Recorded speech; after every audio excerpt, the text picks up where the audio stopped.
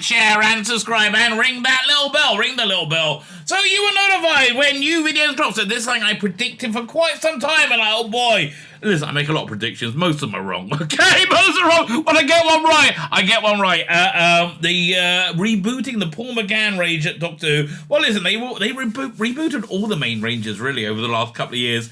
Paul McGann one they did, I think, the weakest out of all. Look, it was like this. I was with the Paul McGann range right from the beginning. Well, I was with Big Finish right from the beginning. Like, right from the beginning.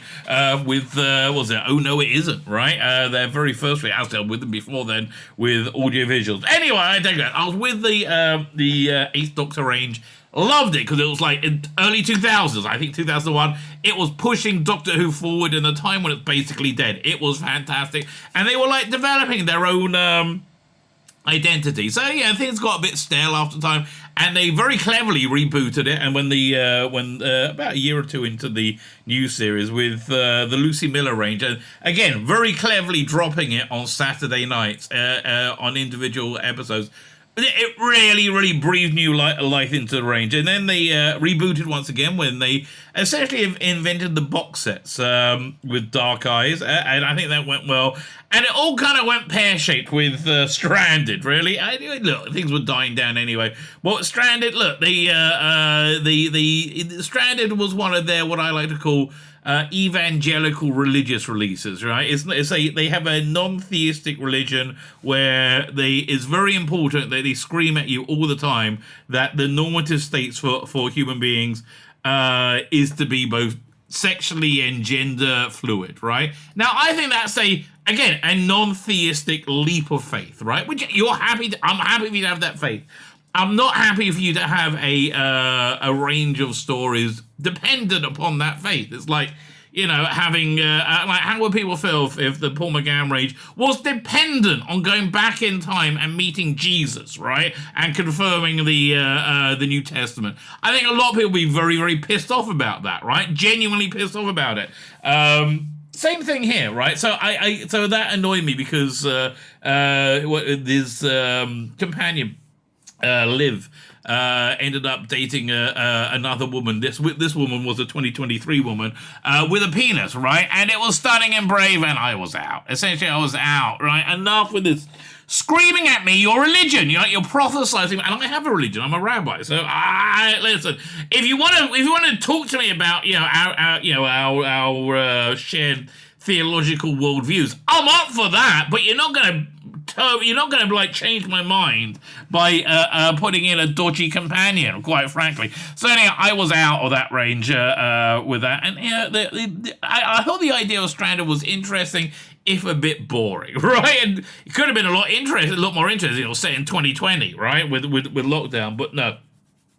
And so I was out, and then and then when they rebooted everything, they rebooted they rebooted the first Doctor, second Doctor, sort of the third Doctor, fourth Doctor they did not, fifth Doctor, sixth Doctor, and seventh Doctor, but they didn't do the eighth Doctor, right? They had another couple of releases with Liv and whatever her name is, and I'm done with that TARDIS crew, right? I was over it. So now they've rebooted. I think it's probably a good idea. I'm tempted, but I don't know. Like, the quality isn't where it used to be. It really genuinely isn't. I think I'm going to give it a punt for this box set only. And if it's good, it'll talk me into coming back. But really, they got to perform. That's really the bottom line.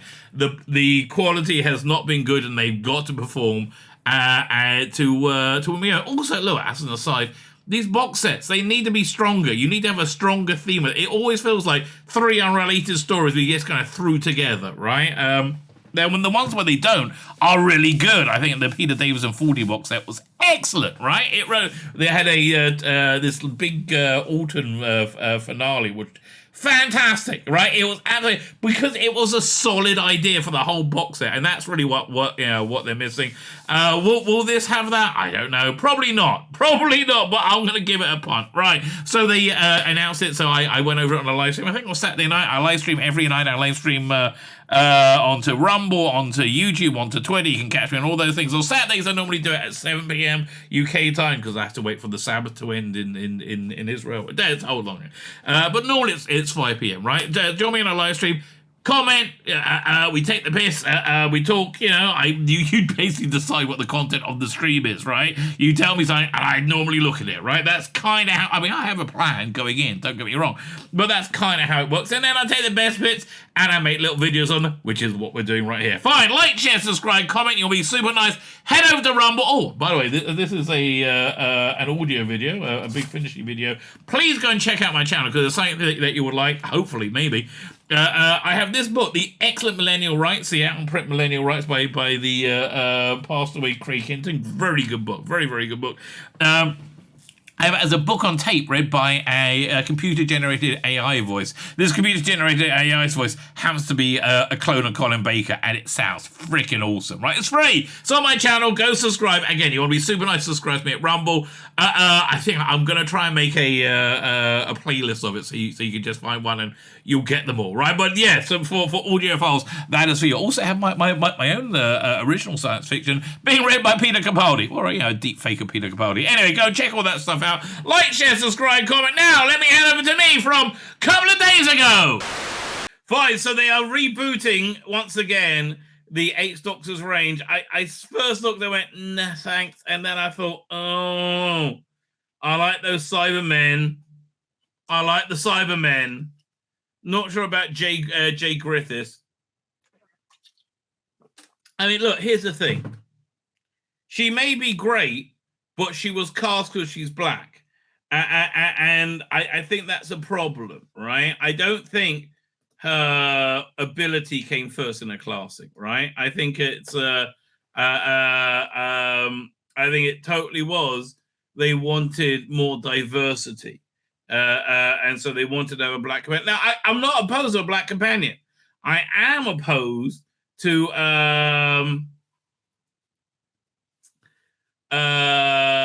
tokenism, right? Which is what I feel it is, right? Generally what I feel it is. It's yeah, I don't know what to tell you. Fine, but so that I found it off-putting straight away. Okay, but maybe it's good, right? Maybe it's good. When's this out? I have no idea. But let's have a look. The 8th Doctor Adventures, but probably not the ones you're expecting. This is exactly what I was expecting, right? Yeah, no, you had to ditch the Liv Schenker shit, okay? Yes. When you had a shack up with a chick with a dick, it kind of pushed people away. And so, look, I don't mind if you're a chick with a dick, right? That's fine. That's groovy. Lovely. Why does it have to be in frickin' everything all the frickin' time? It's because you don't think chicks can have dicks. That's why. So you scream and scream and scream, chicks can have dicks. And you've not allowed anybody to dissent from that because everybody knows chicks can have dicks. Now, I'm fine with a chick having a dick. Don't get me wrong, YouTube. I'm fine with it. I'm not the one who's screaming it 24-7. Oh! However, the Cybermen do look good. The Cybermen look pretty. Fine. Since January 2001, Big Finish has enjoyed an extended run of adventures with a wide host of companions. Yes, that's why I was so fucked off. You decided to platform the idea of chicks with fucking dicks in the middle. Yes, because I stayed with you since 2001, and you drove me off with your weird religion. Your religion, weird non-theistic religion. The Outsiders takes us back in time to meet the new fellow traveler and an explored era of the Doctor's timeline. Jay Griffiths debuts as a noblewoman, Lady Audacity Montague. But why? She's black, isn't she? Were there many black noblewomen in Regency era? Maybe there was. First, let's have a look. Maybe she's not black, okay? Looks like she's black. Okay. Black people in Regency, England. Let's have a look. The answer is yes. Okay. I'm going to say no. I'm about to say I was wrong. Were the black nobles in England? A number of such as Botag and Henry have been made peers and are knights of the realm. There's also a small community of British aristocrats who are partially of black descent. Okay. But it just seems it's not the norm, but fine. Let's have a look. Okay, maybe let's have a look. Producer David Richardson, we're exploring a different era of the X-Dogs. Yes, because you fucked it up with Stranded. Yes, because you chased off your loyal audience who's been with you since 2001 with Stranded because it was so fucking important to you. He made a new friend, X-Dogs, when he made a new friend, where long before Lucy Miller, the ravenous Baker Street, of the Time War, and we got the wonderful Jay Grithers bringing Audacity to life. And here, didn't Jay recently play Hieronyma Friend in the time? I don't fucking know. So I say, look, that's the other thing. You think we know every detail of every box set from like years ago? I'm listening to the Time War box set, the War Doctor box set, and I like it. I like it a lot. It's missing Louise Jameson, notably, right? It's very missing her presence, right? And it's hurting it, her absence, sadly, right?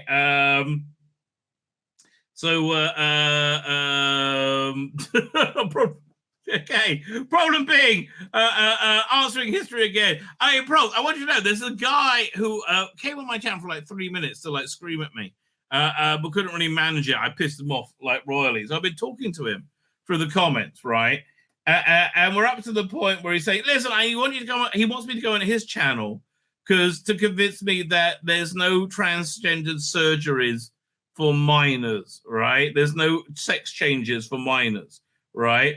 Meanwhile, Sabathens, and one of the news stories I hear is that leftists are freaking out because Ron DeSantis signed a bill outlawing sex changes for minors. Well, make up your fucking mind. But anyway, so I think these guys, I don't know. But I have referred him to you.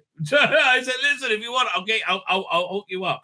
Anyway, knowing what you're talking about, you point out, yes, a lot of African nobody made a fortune selling slaves to Europeans. Well, you know, money's money, baby. Money's money. I wonder if that's how she gave royalty. Fine, so we got Audacity and In the Bleak Winter are each available to pre-order for just $19.99 or $16.99. Each box set, Big Finish listeners also will save money if you get both. So, two available Audacity are The Devouring and Tim Foley. And The Great Cyber War. Well, that I want. So when's this coming out? This actually, you might have talked me into it. This. Anything else?